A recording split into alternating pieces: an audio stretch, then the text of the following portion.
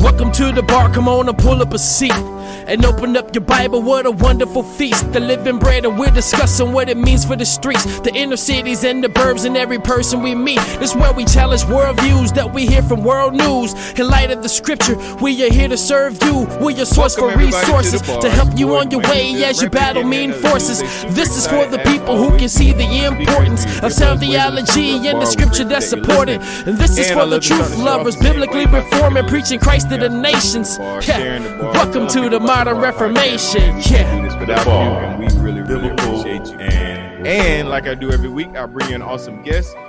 This awesome guest I discovered recently, and when I discovered, I was like, man, why have I not heard about this guy before? But I have on none other than my brother Ben. How you doing, man? I'm good, man. That was a clean intro, bro. You're making me kind of look bad since I have my own podcast. That was listen, man. I've been doing this for 6 years, man. So it's like penicillin. I keep it the same, and it always make it work, man. I like that. The trick. I like that. Setting the example. I appreciate you having me. This is fun, and it's always fun to talk to somebody that maybe has seen the account recently because it's been around for a little while, but it always evokes something depending on what side of the world and church you are in. So excited. We're going to get into that. Yeah, I like that. No, this is super dope. But before we get into all of that, introduce yourself. Tell my listeners anything you want to share, personal, professional. Got the spot to do that right here. Sure. I'm Ben Kirby. I live in Dallas, Texas. I grew up in North Louisiana. I went to college at the University of Arkansas. I was in the Marine Corps as an officer in a past life, and then did some corporate work in Austin, Texas. And throughout that, nothing related really to being on social media or really doing anything related to sneakers, but it kind of random while I was in the military. A friend that's in the NBA gifted me some sneakers, and that kind of got me into the sneaker world. And that followed me through our time in Austin. And then we moved back up here to Dallas so I could get my MBA. And then when I was getting my MBA here at SMU, that's kind of when this Instagram account that kind of started on a whim went super viral. And that was in 2019. And it has since evolved into several different things and, irritated a lot of people. And, also I think benefited a lot of people depending on who you talk to. So for people that don't know, I run the Instagram account called Preachers and Sneakers, one word. And all I do is repost famous pastors' photos from Instagram and put the price tag of their clothing or sneakers or belts or whatever right next to it. And just by doing that, it causes people to fight, kind of. so it's been an interesting social experiment, and now we're here. I love it, man. I love it. And it's funny. I'm going to tell you how I discovered you, and then I'm going to tell you a little bit about me. I started a page on Facebook called Be Not Deceived. Okay. And it originally started out really like conspiracy theory, like back when I was into that kind of stuff.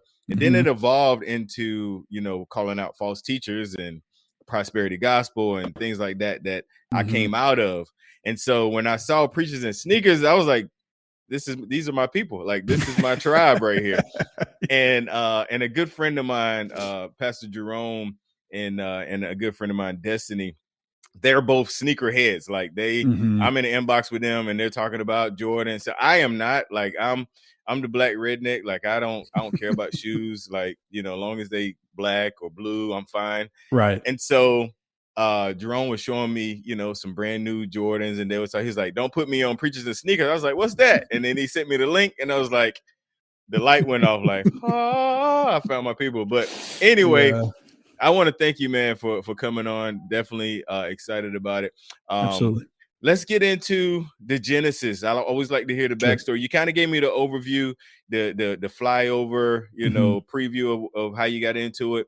Let's get a little bit detailed as far as like, what made you create the name, the Instagram? What was the motivation for that? Yeah,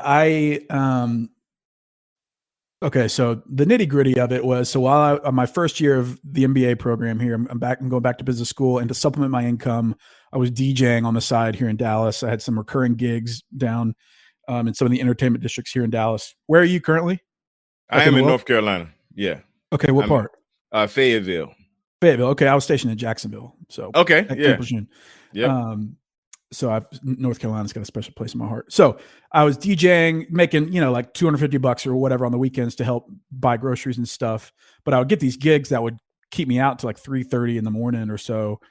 And one weekend I had done one of those gigs and in turn slept through church the next day because I grew up in Louisiana and it still feels like a requirement to check Yep. some sort of church box, Mm-hmm. which we can talk about that later about how theologically incorrect that is. So in turn, I like poured a cup of coffee and started looking up worship videos on YouTube to kind of like have my own church service, I guess. Mm-hmm. And that week I had heard that song Resurrecting by Elevation Worship and it was stuck in my head. I was like, I like that song. Let me look it up. Found the music video and was watching it and noticed the lead singer was wearing these Yeezys that were reselling at the time for like $800. And like many people, the sticker shock, I mean, I was kind of into sneakers at the time, and so it wasn't completely a sticker shock, but in the context of leading worship, there was something in me that rubbed me the wrong way. Mm-hmm. And so I just felt compelled to make a snarky video on my personal Instagram, and it was just like, how do I get on Elevation's payroll so I can have these $800 Yeezys? Right. Yeah, and then the YouTube algorithm in all of its power started serving up similar videos from the same band, and then Stephen Furtick, who's the pastor at Elevation. And I realized there's this whole culture of people wearing these sneakers. And in my head, I was like, I promise a lot of people don't even realize the price tags associated to these sneakers. And so I kept making some videos and people were messaging me like, oh, that's crazy. That's hilarious or whatever. Cause I was making these funny captions or whatever.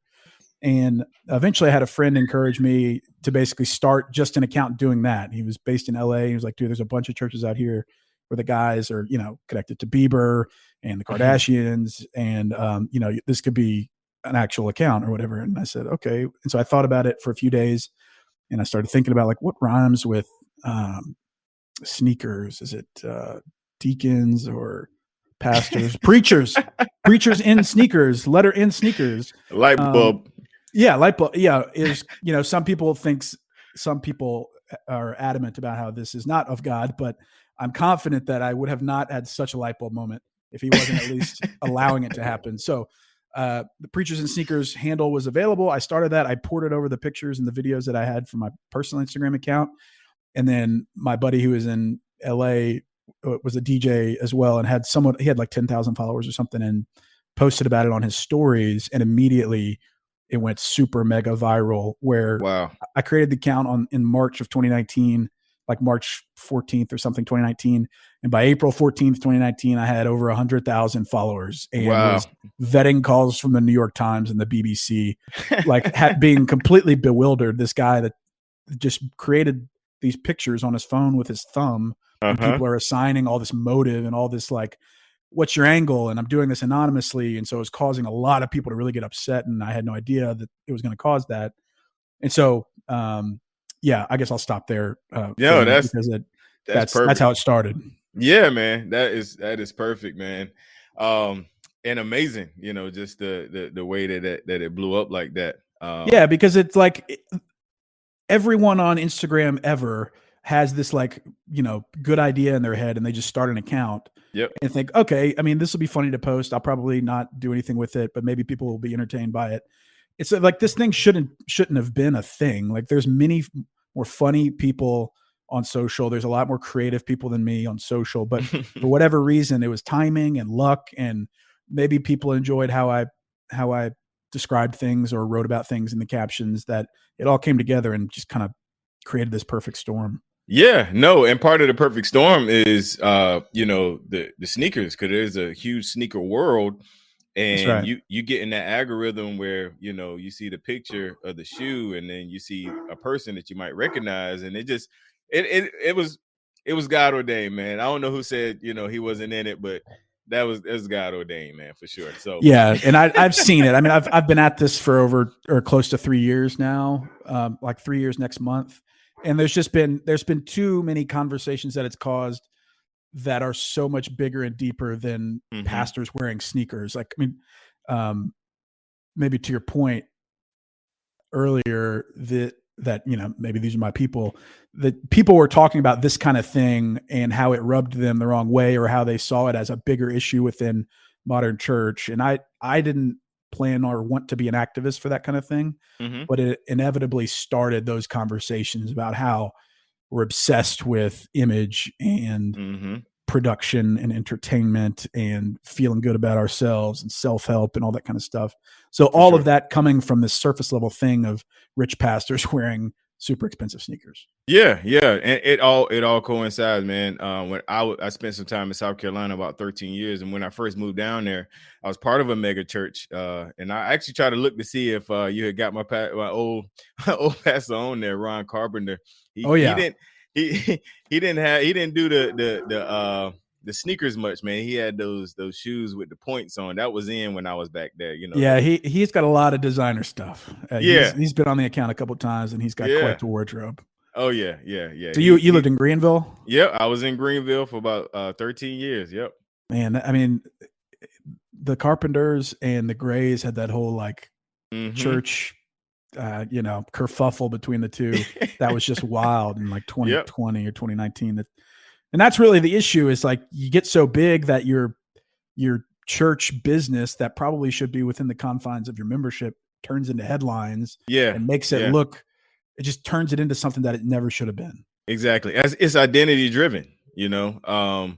My wife was actually on staff there, and like they would make really conscious efforts not to let people know that he wouldn't be preaching because they wouldn't show up. You know, like if he had to go somewhere else, like that's not church, man. That's celebrity. You know, that's following a identity, man. So I witnessed that firsthand.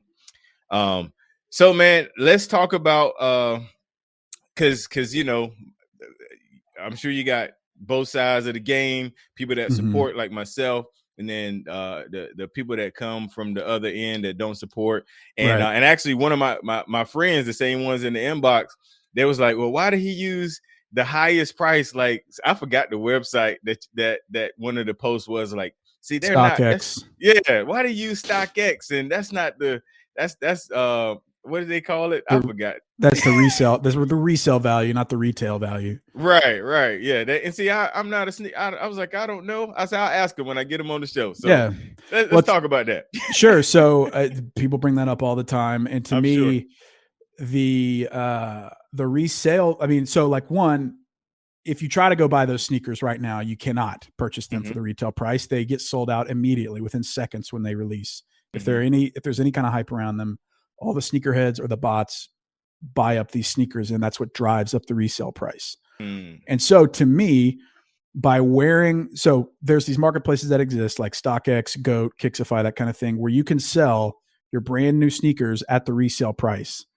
And so to me, by wearing a pair of shoes that are worth $5,000 in the resale market, you're saying that you can afford to not sell a $5,000 pair of shoes. So you would rather wear the shoes than have $5,000 in your pocket. It's kind of like, I mean, at a micro level, the same thing as a house. Like nobody asks about the retail price of a house. Ooh, there's a resale market for houses, even though the materials cost much less. It's all about supply and demand, and sneakers are a microcosm of that. And like, that's a little dramatic. Okay. So like you can get plenty of sneakers at retail value, but these sneakers, command a much bigger price tag in the resale market, and that's the only place you can get them. And in turn, you can also sell them in that resale market. And so it's really about the worth of those sneakers and the willingness or the amount that people are willing to pay for those. And I've never claimed since the beginning to say this is what they paid for them. All I've said since the beginning, and have been very clear about it, is saying this is what the sneakers are worth. Gotcha. People will say like, oh, you posted the highest possible price. Well, it's like, find me a cheaper price, bro. Like if you find a cheaper price, they're probably fakes. Right. And there's exceptions to all that, but generally I either post, like if it's designer stuff, I post the retail price because the retail price for designer stuff is insane. Right. And there's not as much of a resale market, or depending on the items. And then sneakers, the hype sneakers, I usually post the resale price because the retail price is irrelevant. I mean, nobody can buy it for retail unless you've got a hookup. So that's going more into the. I love it. deep sneaker conversation that's probably more than you want to hear. Wait, I mean, more than I want to hear, but somebody want to hear it. For sure. But it's like almost like a philosophical discussion, because it's like, what is something worth? Is it worth what it cost at retail or what it costs to create it? Or is it worth what somebody's willing to pay for it? That's really where the discrepancy comes, and where I disagree with people that are like, show the retail price. Right. No, that makes perfect sense to me. And I'm gonna be in the inbox when we get off of here going. Please feel free. Yeah. And it's like, I get the question and the criticism even, and I'm just not going to change. Like 3 years in, this is how I've done it since the beginning. So you got my support, brother. That's thanks, for sure. bro. I appreciate it. Yes, sir. So before we go to the commercial break, if you're anything like me, you always got your phone in your hand. And if you start your day with your phone, my suggestion, instead of immediately jump on the social media and strolling, I say open the Abide app and actually start your day in the peace of Christ. If you can't fall asleep and you find yourself in the bed strolling through your phone, instead open the Abide app and doze off peacefully to biblical stories. Do you deal with stress and anxiety on your job? Do you find yourself using your phone to just get through a tough day? Stop checking social media and pop open the Abide app to ease your mind. The Abide app is the #1 Christian meditation app. Abide users report less stress and lower levels of anxiety. You start your day with the Abide daily meditation based on biblical scriptures. These audio meditations will center you and draw you closer to Christ. Abide meditation starts at 2 minutes long. They are easy to fit into your schedule and feature topics like overcoming anxiety, managing stress, addictions, recovery, finding forgiveness, and more. And at the end of the day, find deep rest with the Abide bedtime story based on the Bible. They're great for kids and adults alike. Join the millions of people using the Abide app, including Grammy Award winning singers, church leaders, and Christians just like you. Get started now with 25% off the premium subscription by downloading the Abide app at abide.co/Dwayne. You'll get additional stories and meditation, premium music, soothing sound, and more. Support this show and get 25% off by going to abide.co/Dwayne. That's abide.co/Dwayne to download the Abide app and get 25% off your premium subscription. Now to the commercial break, and we'll be right back. Do you deal with stress and anxiety throughout your day? Do you find yourself on your phone constantly? Stop checking social media and pop open the Abide app to ease your mind. Abide is the #1 Christian meditation app. Abide users report less stress, lower levels of anxiety and depression, and better sleep. Start your day with Abide Daily Meditation. Based on biblical scripture, these audio meditations will center you and draw you closer to Christ. For a limited time, our listeners will get 25% off a premium subscription when you visit abide.co/Dwayne. Get started now with 25% off a premium subscription by downloading the Abide app at abide.co/Dwayne. You'll get additional stories and meditations, premium music, soothing sounds, and more. Support this show and get 25% off by going to abide.co/Dwayne.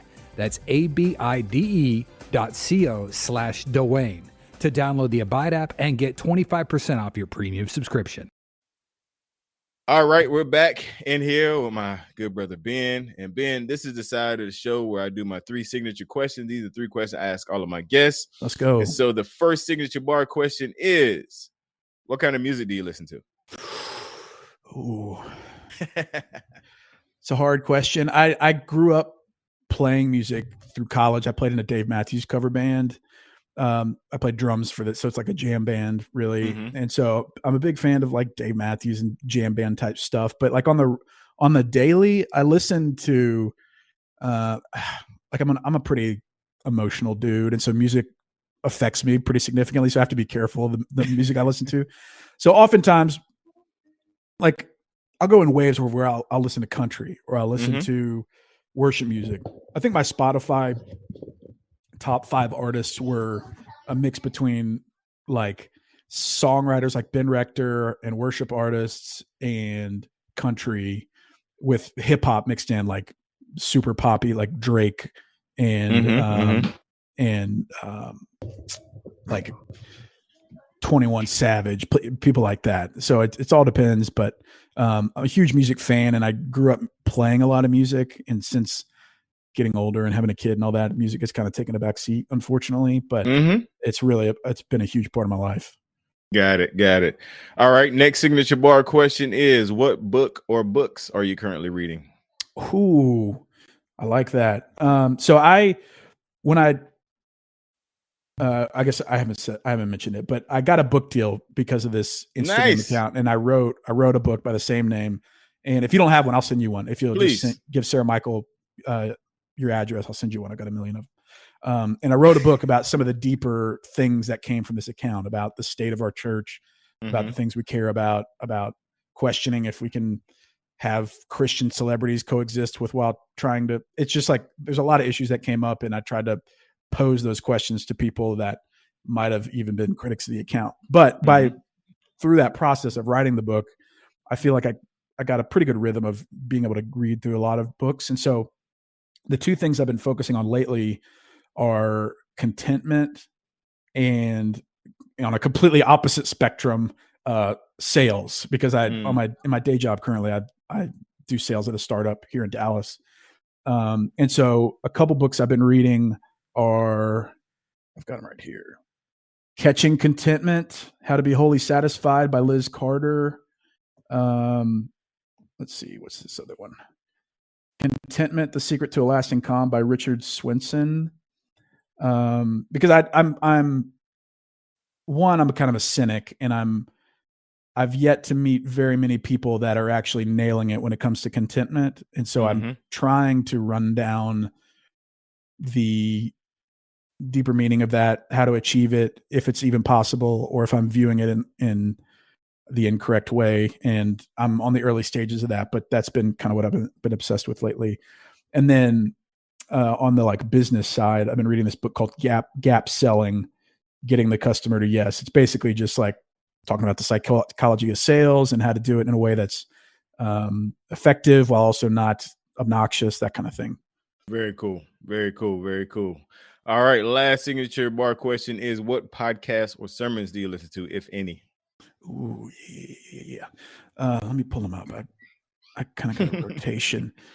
I've been listening to the Bible Recap by Tara Lee Cobble. She's based here in Dallas, and I met her a couple weeks ago.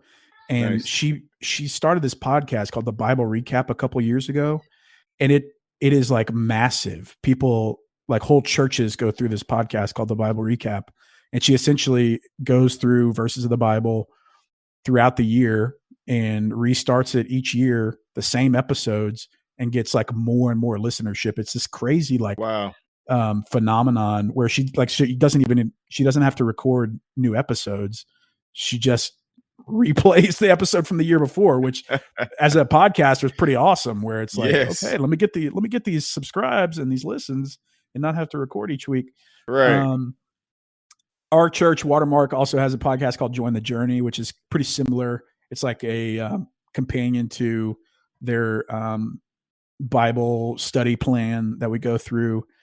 And then on the business side, there's a really good podcast called The Pitch, which is basically these startup founders that are pitching to investors their startup ideas. And it's just really interesting to me.